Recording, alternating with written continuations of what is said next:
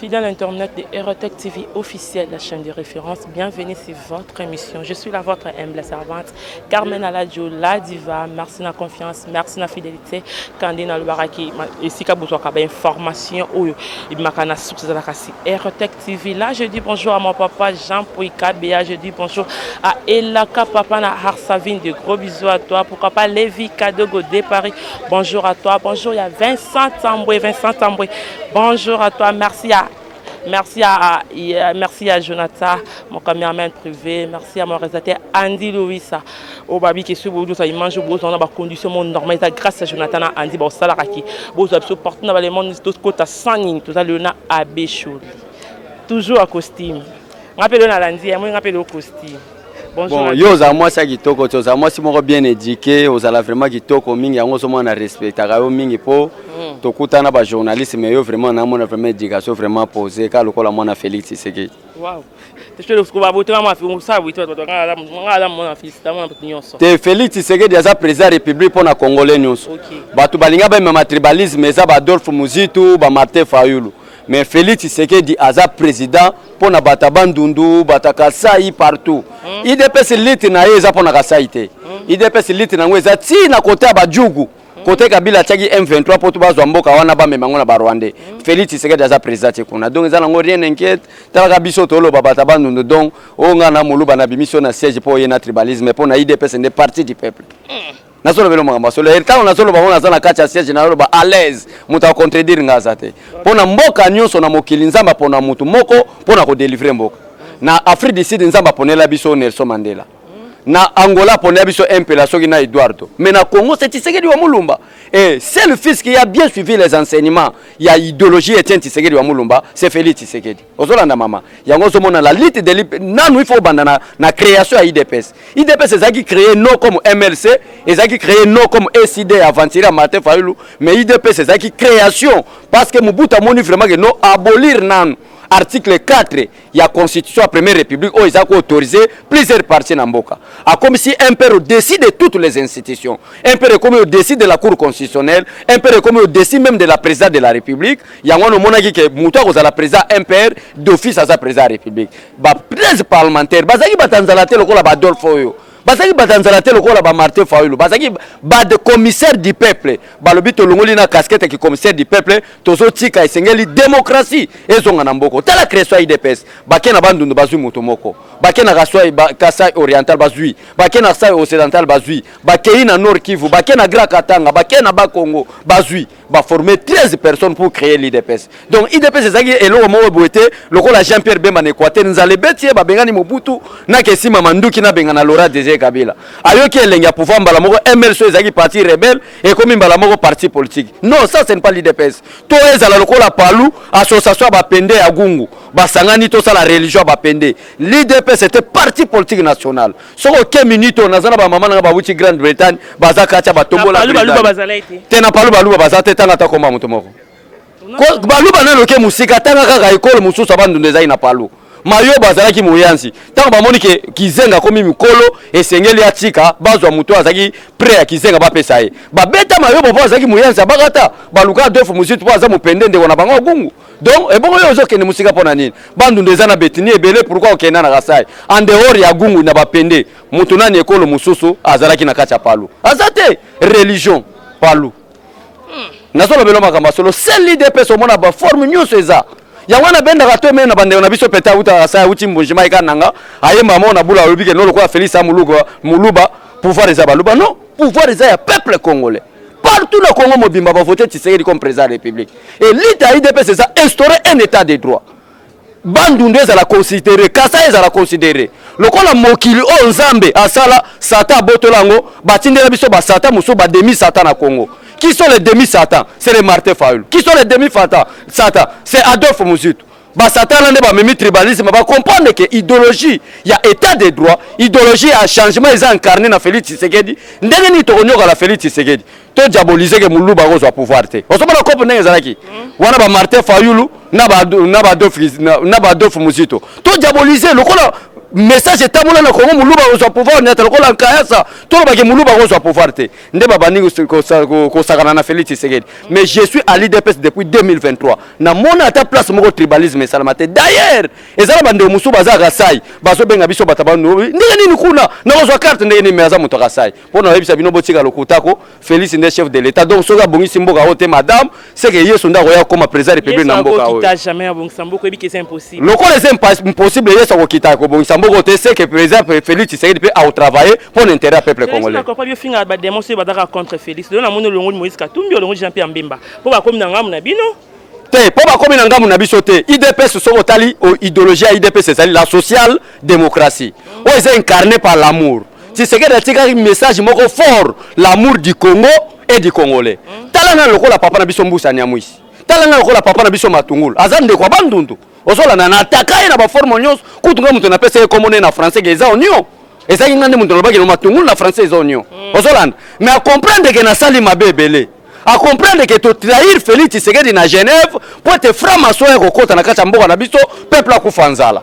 Osolanda mama nanga. Alors non peuple congolais bolanda idéologie à Genève te. Genève ezalaki sorcellerie, Genève ezalaki peuple congolais kufaka anzala. Na se repentir Félix aza motema malamu. Azali bon, moto malamu ya bolingo. Na ko kangamanaki ndoki ya Martin Fayulu au nom de Jésus. Je me repens. Félix Tshisekedi peut comprendre que Jésus pour l'amour. Abi mon frère Matungulu venez, je te pardonne. D'ailleurs pour voir que amour biso IDPS c'est comparable na amour nzambe, accompagné par acte na nommé lokola administrateur général ya Banque africaine de développement. Matungulu beta bashit mais c'est Matungulu beta bashit parce que na IDPS to na idéologie to lo bagaboy être cadre à l'IDPS c'est une charge et non un privilège. Merci. OK, je te vais t'aller sur le gouvernement la kenga qui formé ko Mali 15 le 15 na ya justice siko to mona gouvernement té en plus boza coincé par FCC FCC do coincé pour gouvernement bi maté na bité bo sa netini toza coincé té peuple congolais la politique la politique est dynamique ozolanda mama tozaki na bulu ke to bimisa gouvernement le 15 mais tu ko comprendre que ezana plateforme mususu bazana majorité parlementaire té ozomona to moni bachi lukwebo azana 109 députés cash tozana 55 députés G7 bazana 90 députés. Tout le monde qui batouana nous c'est la bachi lukwebo, ezala ya G7 ya Moïse Katumbi, ba comme ko sala déjà ba causerie ndenge ni gouvernement ko bima. Donc président de la République a na majorité. À quoi sert bon to banda luga susu? Mais so aussi batabachi baza séparé te muta bachi a côté mais la bachi il sera arrêté par la loi.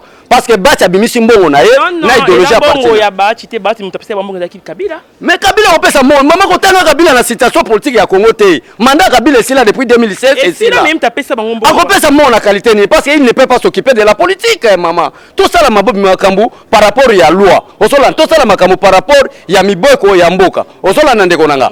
Bachi ya Longwe, Bachi azal soute azal disparu, Kabila Longwe, Kabila azal disparu, Kabila azal soute, c'est-à-dire mutu ana mutu akokende na idéologie na ye pour être akende liboso.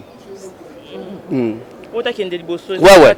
Donc Bachi ezali plateforme. Ouais. Plateforme wana bazana leader na bango comme nani Bachi Lukwebo. N'a rien à voir ezalo kola ndenge biso tozana Vital Kamerhe tosala ki ba alliance to benyango cash n'a rien à voir avec le président de la République na INC. C'est clair. Ce que ça inde PPRD balinga balobake les leaders du PPRD c'est qui? C'est Kabila. Mais Bachi za plateforme mususu oyo akosala makamule na ba lien na ye. Ba négociation peuple congolais bandi même na Bible so botangi Bible ma commune Nzambe lobi boye l'arme le plus fort du monde c'est le silence. Nzamba moni Pharaon zolanda bana Israël na désert na ba char na ba arme lourde. Nzamba bendi Moïse na lito ebiseke Moïse ne vous en faites pas. Vous gardez silence, moi l'Éternel, je combattrai pour vous. Félix Tshisekedi dessus est tenté de garder le silence. Vous voyez les résultats. Dieu est tenté de combattre en faveur de Félix Tshisekedi. Nous gardons aussi silence. Dieu est à notre faveur. Dieu est à notre côté. Nous allons défendre la République jusqu'à la fin. Bakulu na nyonso parce que la politique bakulu na bakoma trop. Et c'est ça otale longia Martin Fayulu. Azadini te ko la politique.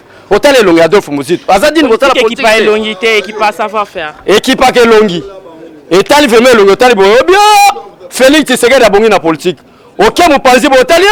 OK seka boya bani na politique. OK telongi bo talia. Viens nga Jacquemaine a bongi na politique. Osolan nazolo belayo c'est ça l'IDPS. Tel pe boyo shola bongi na politique. Mais shola pe bongi Félix a bimisa vraiment na za moko ba vice ministre. Déjà infiltration bimi ke nga na za moko ba vice ministre chargé à jeunesse. Eh bani nango. Je le dirais des ordres de ligne ba na mboka pour boy candidature à Bochap. Té Bochab to boya candidature na été. Mais problème ezali biso nyo toza réuni na loi. La loi nde sangi sibiso. Bochab yebi appuyer mboka oyo. Bochab asali phénomène comme na sa bobi lelo na massa nga comme on est Christian. Azana prison pour na makamba mo na sa pour créer par monsieur Bochab. Et il a des problèmes très sérieux.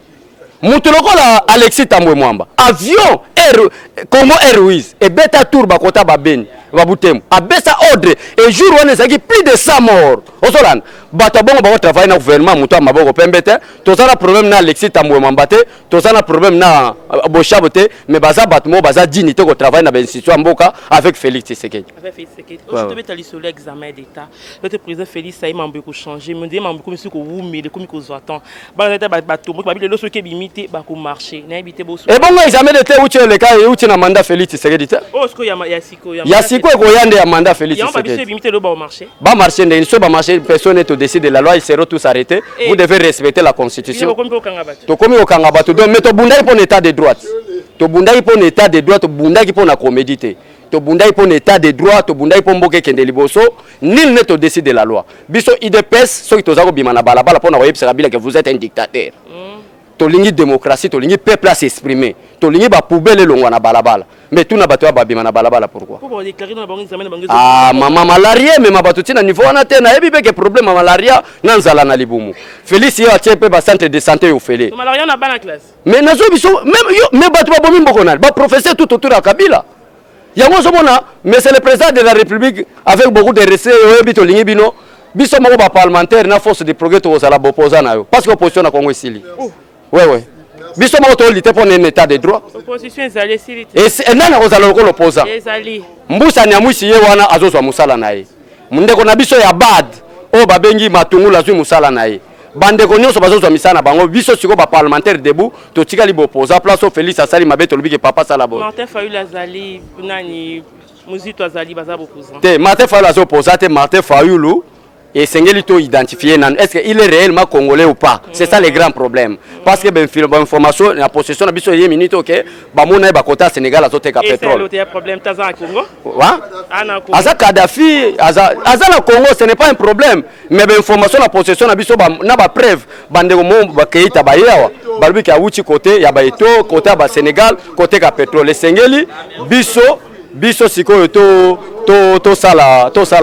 to sala siko keba po to yeba identité na ye vraiment ouais siko na habité boso programmer ndenge nini pour na rester nini boso kana FCC pour na bisa gouvernement na kimi alors ouais gouvernement bimango na kimi peuple congolais boza la calme boza la poser faites confiance au président de la République faites confiance aux combattants de l'IDPS à bientôt gouvernement ko bimango mais na faveur ya peuple congolais quand on parle du peuple congolais on voit le président Félix Tshisekedi Tshilombo. Est-ce qu'on peut lutter contre le tribalisme contre le tribalisme, to comme vraiment maman nazo biso minito tribalisme esili. Esili tikalika na ba kwemo lokola bagungu place Adolphe Muzito acha base na ye. Adolphe Muzito aza mutagungu. Kuna nde babo ya koloko bo biso to loba ande vérité. Adolphe Muzito na gungu bapende balingake mingi. Ozolanda mama nde a intoxiqué bapende wana ke moyebo yokana na bandeko mususu ezate ozolanda nde yango wana ozomona biso tozana kotambola na bango malembe si tokokoma na gungu tribalisme ekosila nango na osasiri na okenda bandundu nazana puya ba conseiller président de la République naza puya ba partenaire nanga baza libanda mboka balobi ba soutenir na ba polo na ba bash tokokita ti na bandundu vi tokoyebisa bango Muluba zandeko nayo, Mungala zandeko nayo, nyonso wana ensemble wana et former la République démocratique du Congo. On ne peut pas parler de la République démocratique du Congo sans être longoli kasai et comme la République démocratique du Congo. Et on ne peut pas non plus parler de la République démocratique du Congo ceux qui bandundu Équateur ba Congo ezate. Donc ba benga ngo République démocratique du Congo parce que tous les 26 provinces ezana kati. Ceux qui ata eteni moko ya minemwene bazolo bakuna keke na ngomba ya Rwanda et l'ongwe na Congo c'est que Congo eza sous Congo te eza Congo po ba beni nyonso eza na kati ya Congo yango to lité po to linga ba congolais